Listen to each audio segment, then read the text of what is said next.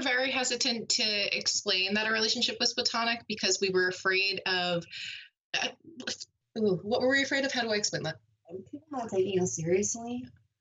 A lot of people like don't put relationships that aren't romantic on the same level that they put other relationships, and we kind of wanted to make sure people took us seriously. Like, I feel like our love is more unconditional. With romantic relationships, there are conditions that exist, right? You can't cheat on me. You can't stop having sex with me, like all these different things. But because we don't have that, I feel like it solidifies that commitment so much more. Welcome back. That was from season 2. We met best friends Jay and Krystle May, who decided to get platonically married after 10 years of friendship. They lived together, even slept in the same bed, but were not physically or romantically involved. Their relationship got millions of views on TikTok and really got the Tam fam talking. I saw a full range of comments after that show. There were people who said, quote, "I want this. Maybe it's not for me, too. I understand. More people should do this. It is romantic, but not sexual." What happens when one of you meets someone you actually do like romantically? That one stuck out to me. And we always like to check in with our guests after they've been on the show. We were very surprised when we heard back from Jay. Take a look. I don't subscribe to the belief that a romantic relationship is the most important one you'll ever have in your life. The last time I was on the show, I had just married my best friend, Krystle May, and we were together for 2 years before I started to realize I felt like I wasn't being authentic with myself.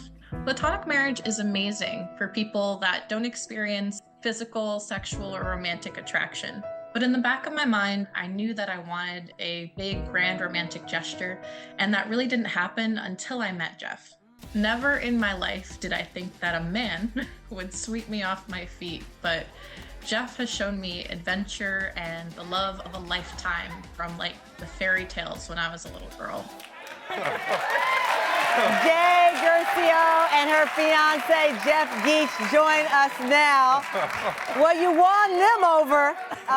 Nice to see you in person. Hi, Tamron. How are you? I feel like we're besties, and we met over Zoom like half the other world at one point in time. But here you are now. I was surprised, I have to tell you. Me too. Were you? Yeah. What was the change? So if I'm being completely authentic and honest, I realized for me something was missing. I was actually in a relationship with 2 women at the time while being married to Krystle. And something just always felt off. I felt like there wasn't intimacy in my life. There wasn't really an emotional connection. I felt like I was living a lot to like go through the day-to-day routine. I didn't feel like I had connection the way I wanted to. I loved Krystle. I love her to death. Like, she still means a lot to me. But it was just something like wasn't right. Like when I was a kid, right? I imagined getting swept off my feet and having the fairy tale romance, but I went through a lot of trauma where I thought that wasn't gonna be for me, where I thought that wasn't possible. So I settled with the safest person, which was Krystle at the time. Safe in someone you trusted. Safe in someone I trusted, And it did us really well. We moved from New York to Tampa, made a great move in our lives. Like we got better jobs and, it improved our lives drastically. But I knew that I was coming to a place where I needed a change. And that's kind of what brought me to meeting Jeff. Jeff, how did you all meet? We met in a recovery program. Yeah. So did you know her story in her? I imagine off the top she told you about Krystle in her life. Yeah, I knew about it before we started dating. Before you started dating. Were you prepared for, because I know early on, some of Jay's views, she's like, listen, in marriage, you have to, all these rules, right? When you are in a, I guess, traditional marriage. And she was a little hesitant on. I'm sure you talked about it openly, about what this life looks like together. Were you at all worried? Not really.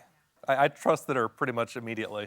I felt a connection with her, and I couldn't explain, but it felt like natural. It felt like the right place to be. I also didn't have enough self-love to think that I was worthy or deserving of like a romantic relationship. Like I didn't think that was possible.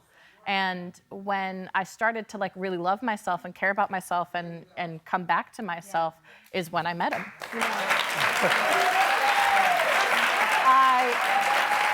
I should point out You know, Jay, I know you talked to Krystle, because I don't want people to think we've left her out of the equation. You talked to Krystle to make sure she was comfortable with you sharing this update publicly. We also reached out to her. She's understandably in a place where she's not ready to speak on camera, but she did tell us that she finds the situation bittersweet because she wishes you well, of course. But she's sad. The friendship, right? And that's what I was wondering too, because remember, I think I asked you something to the effect of, if the relationship doesn't work, you lose a friend and you lose your spouse. Yes. We don't know what the future holds, but I hope that you're able to rebuild your friendship and mend, and everybody's okay, because I'm rooting for her. Yeah. I'm rooting for you. I root for love across the board. Yeah. And thank you to Krystle May as well. I appreciate that statement from you.